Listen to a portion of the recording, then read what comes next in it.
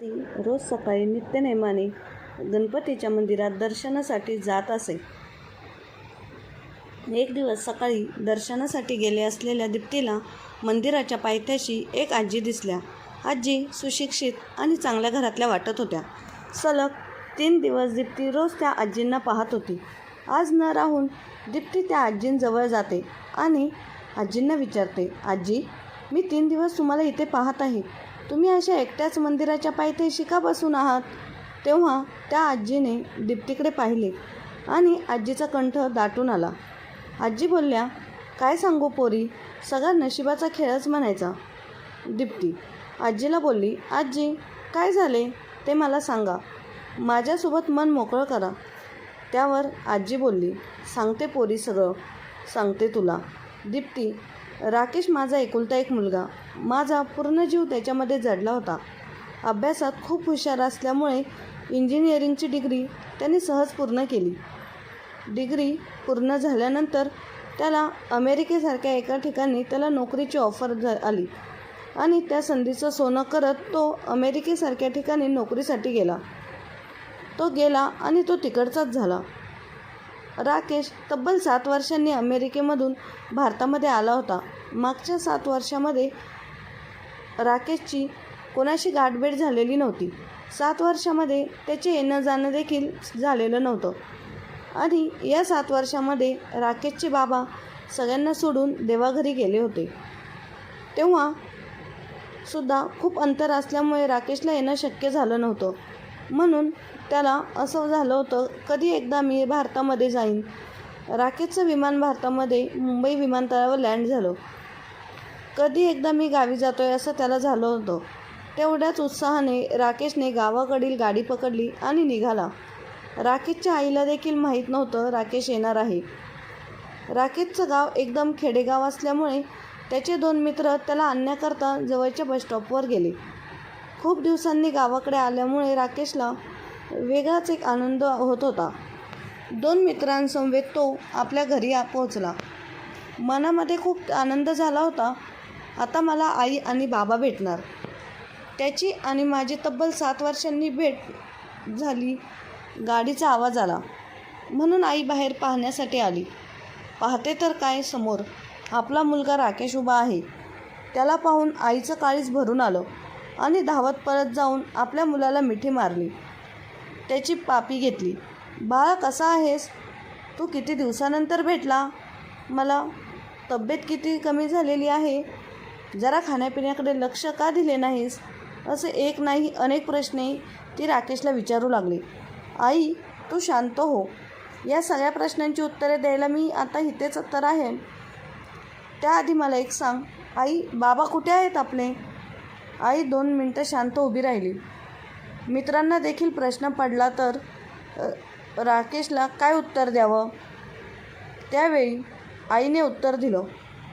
हाताचा इशारा करत भिंतीवरील लावलेल्या फ्रेमकडे बोट दाखवलं आणि भिंतीवरचा फोटो पाहून त्यांच्या पायाखालची जमीनच सरकली. आई, असं काय झालं की बाबा आपल्याला सोडून गेले आणि तू एकही शब्दाने मला सांगितले देखील नाही. का असं केलं तू? त्यावेळी मित्रांनी उत्तर दिलं, तुझी आई दररोज लोकांच्या बांधावरती कामाला जायची आणि बाबा घरीच असायचे. परंतु बाबा घरी असले तरी शांत बसत नव्हते. ते दारू पित होते आणि त्यामुळेच त्यांच्या दोन्ही बाजूच्या किडन्या खराब झाल्या आणि एक दिवस अचानक त्यांचा मृत्यू झाला. परंतु मृत्यू अशा प्रकारे झाला की त्यांची बॉडी साधी 1 दिवस ठेवू पण शकत नव्हतो. आणि तुला एवढ्या लांबून येण्यासाठी कमीत कमी 1.5 दिवस तर नक्कीच लागला असता. तुला आम्ही फोन देखील केला, परंतु तू बोलला येण्यासाठी फ्लाईट बुकिंग करावी लागेल आधी. एवढ्या लवकर येणे शक्य नाही आहे. त्यामुळे आम्हीच विचार केला, तुला बोलावण्यापेक्षा जे काही विधी आहेत ते आम्हीच करू. तुझ्या सगळ्या मित्रांनी मिळून तुझ्या बाबांचं सगळे विधी पार पाडले. आई बोलली, परंतु तू काळजी करू नको. तुझे बाबा गेल्यानंतर ना तुझ्या सगळ्या मित्रांनी मला कधीही एकटं पडू दिलं नाही. हे सगळं ऐकून रितेशला खूप दुःख झालं. आई, आता तू काळजी करू नकोस. मी आलोय ना इथे. आता इथून पुढे मी आहे तुझी काळजी घ्यायला. तुला कधीही एकटे सोडणार नाही. हो बाळा. मला माहीत आहे आता तू मला कधीच एकटे सोडणार नाही. असं म्हणून दोघांनी एकमेकांना घट्ट मिठी मारली. काही दिवस सुट्टीसाठी रितेश गावीच राहिला. सुट्टी संपल्यानंतर रितेशचा जॉब आता मुंबईमध्ये होता. त्याने आईला सांगितलं, आई आता सध्या मी एकटाच मुंबईमध्ये जातो, तिकडे राहण्याची सोय करतो आणि त्यानंतर मग तुला घ्यायला येतो. आई देखील त्याला हो म्हणाली. तिचा देखील वय झालं होतं आणि एकांतवास आता तिला सहन होत नव्हता. तिला असं झालं होतं, कधी एकदा माझा मुलगा मला घ्यायला येणार आहे. आणि रितेशने सांगितल्याप्रमाणे तो आईला घेण्यासाठी आला. आई आता तू माझ्यासोबत मुंबईला चल. आता एकटी येथे राहून काय करणार तू? पण त्याआधी मी तुला तीर्थक्षेत्रांना घेऊन जातो. बाबा गेल्यापासून तू खूप एकटी आणि हळवी झाली आहेस. देवदर्शनाला गेल्यानंतर तुला बरे वाटेल, असे तो आईला म्हणाला. आणि आईही त्याच्यासोबत जाण्यासाठी लगेच तयार झाली. रितेशने आईला त्याच्यासोबत नेण्यासाठी तयार केलं. आईला घेऊन रितेश देवदर्शनाला निघाला. संभाजीनगर ते मुंबई गाडीने प्रवास करण्यापेक्षा रितेशने आईला सांगितलं, आपण विमानानेच जाऊ. असं सांगून दोघे विमानतळावरती गेले. रितेशने आईला विमानतळाच्या बाहेर बसवून ठेवलं. 1 तासाने आई बाहेरच बसली, आपल्या मुलाची वाट पाहत. दुपार झाली होती तरी मुलगा आला नव्हता. आता सायंकाळची वेळ झाली. काळोख पसरत होता. तरीही आजी एकटीच बाहेर बसलेली होती. न राहून विमानतळावरच्या एका सिक्युरिटीने विचारलं, आई तुम्ही कोणाची वाट पाहत आहात? सकाळपासून तुम्ही इथेच बसलेले आहात. हो, मी सकाळपासून इथेच बसलेली आहे. मी माझ्या मुलाची वाट पाहत आहे. आई तुमचा मुलगा कुठे आहे? माझा मुलगा आतमध्ये गेलेला आहे, त्याने मला सांगितले आहे. आई तू इथेच बस, मी आलोच, म्हणून मी इथेच बसले आहे माझ्या मुलाची वाट पाहत. ही सगळी गोष्ट विमानतळावरच्या सिक्युरिटीच्या लक्षात येत होती. पण आईला बोलावं तर आई नाराज होईल. आता मात्र रात्र होत चाललेली होती तरी काही त्या आईचा मुलगा आलेला नव्हता. त्यावेळी न राहून मात्र विमानतळावरच्या सिक्युरिटीने त्या म्हाताऱ्या आईला सांगितलं, आई 2 वेळा मी आतमध्ये जाऊन पाहून आलेलो आहे. आतमध्ये कोणीही तुमचा मुलगा नाही आहे.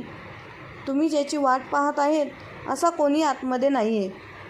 आई तुमचा मुलगा तुम्हाला सोडून गेला आहे. आणि हे वाक्य ऐकल्यानंतर त्या म्हाताऱ्या आईला राग आला. तुम्ही असा विचार कसा करू शकता माझ्या मुलाबद्दल आणि माझ्याबद्दल? माझ्या मुलाचं माझ्यावरती खूप प्रेम आहे. तो मला चुकूनही इथे सोडून जाणार नाही. हो आई, माफी असावी. हे सगळं खरं देखील असेल, पण आई आतमध्ये तर कोणीही नाही आहे. त्यापेक्षा तुम्ही एक काम करा, आता रात्र झालेली आहे, त्यामुळे आजच्या दिवस तुम्ही माझ्याबरोबर चला. नाही, नको.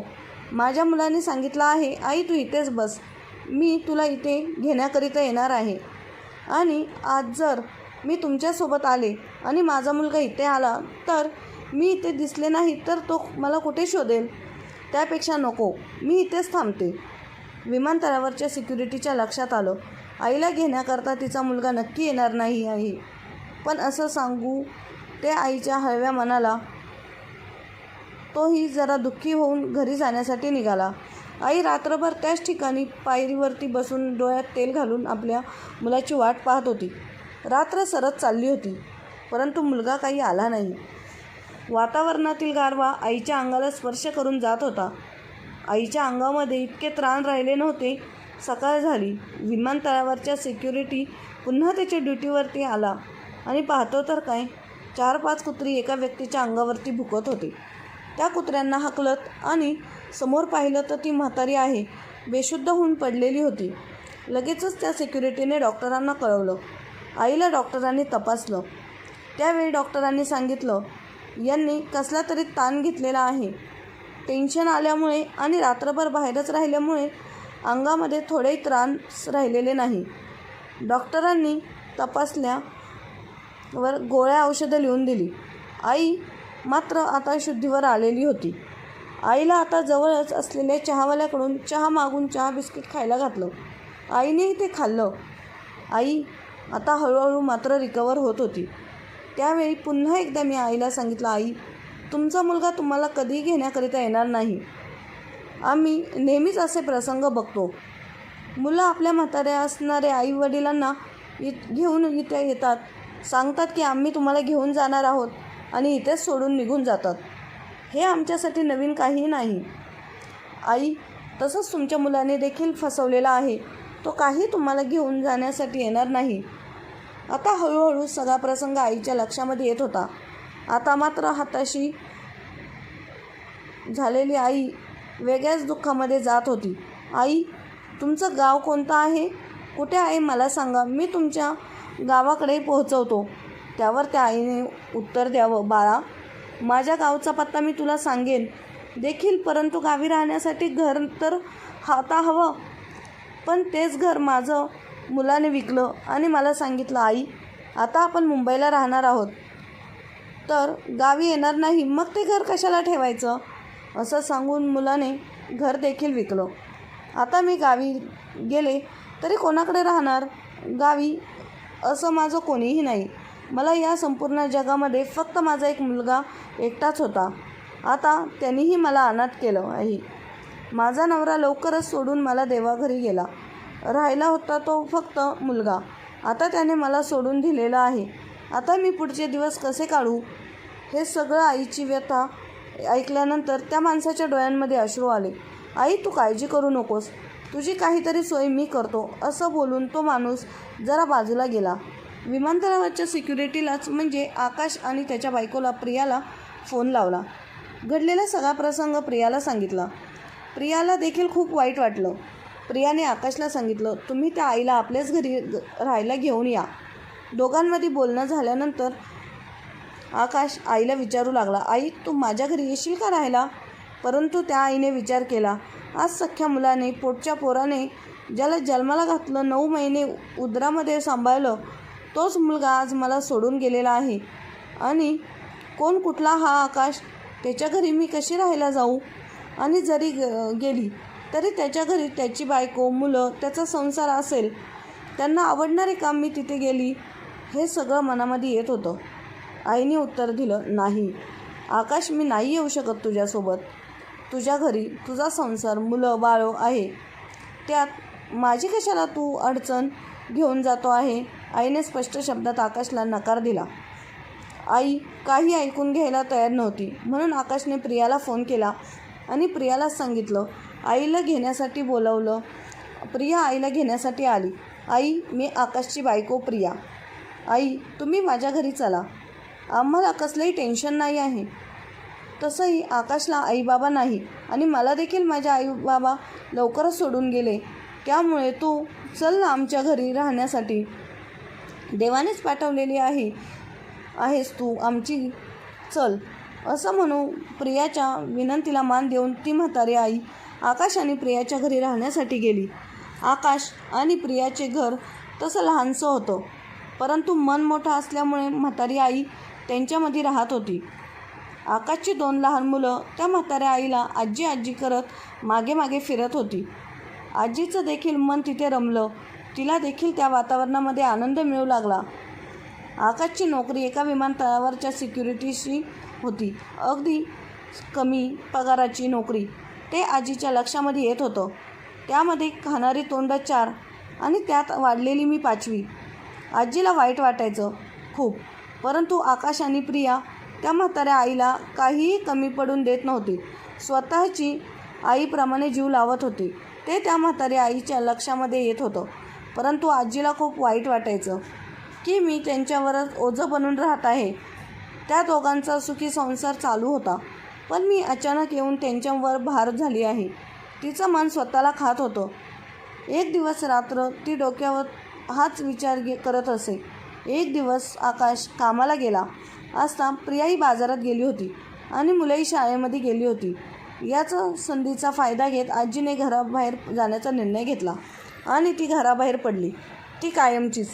तिने जाताना आकाश आणि प्रियासाठी एक पत्र लिहून ठेवले. माझ्या पोटच्या मुलाने मला सांभाळण्यासाठी नकार दिला, मला झिटकारले, परंतु तुम्ही मला देवासारखे भेटले. मला खूप जीव लावला. मी तुमच्यात आणि मुलांमध्ये रमून गेले. परंतु हे सगळं होत असताना माझ्या लक्षात आले की मी तुमच्यावर किती काळ भार बनवून राहणार आहे, म्हणून मी घर सोडून जाण्याचा निर्णय घेतला. मला माहिती आहे हे ऐकून तुम्हाला खूप दुःख होईल, परंतु वाईट वाटून घेऊ नका. मी जे केलंय ते योग्यच आहे आपल्यासाठी. आजी आकाश आणि प्रियाच्या शहरापासून खूप दूर निघून जाते, खेडेगावात. तिथेच तिला गणपतीचे मंदिर दिसते आणि त्या मंदिराच्या आसऱ्याला ती जाते आणि मनात ठरविते, देवाच्या पायथ्याशीच माझे उरलेले आयुष्य मी काढेन. इथेच माझा शेवट होईल. आणि आजी तिथेच राहू लागते. अशा या पिढीत आईची जीवनकहाणी दुःखद करणाने तिने दीप्तीसमोर मांडली. दीप्ती आईची कहाणी ऐकत असताना तिच्या अश्रूंचा बांध फुटला होता. तिला रडू कोसळले आणि ती आजीला बोलली, आजी, तुम्ही माझ्या घरी चला, मी सांभाळ करते तुमचा. परंतु आजीने क्षणाचाही विलंब न करता सांगितले, नाही पोरी, आता हेच माझे घर, आता हेच माझे विश्व. आता कोणत्याच मोह मायेत मला अडकायचे नाही. तू जा. असे बोलून आजी देवाच्या सेवेत विलीन होऊन जाते. तात्पर्य: लहानपणी आईचं धरलेलं बोट सोडून तिचं बाळ 5 मिनिटंही कुठे गेलं तर तिचा जीव कासावीस होत असे आणि त्यात जन्म दिलेली आईला तुम्ही सहजपणे मंदिरात, वृद्धाश्रमात, विमानतळावर सोडून जेव्हा जाता तेव्हा कसं काही वाटत नाही तुमच्या मनाला? कथा आवडली असल्यास चॅनलला लाईक, शेअर आणि सबस्क्राईब नक्की करा.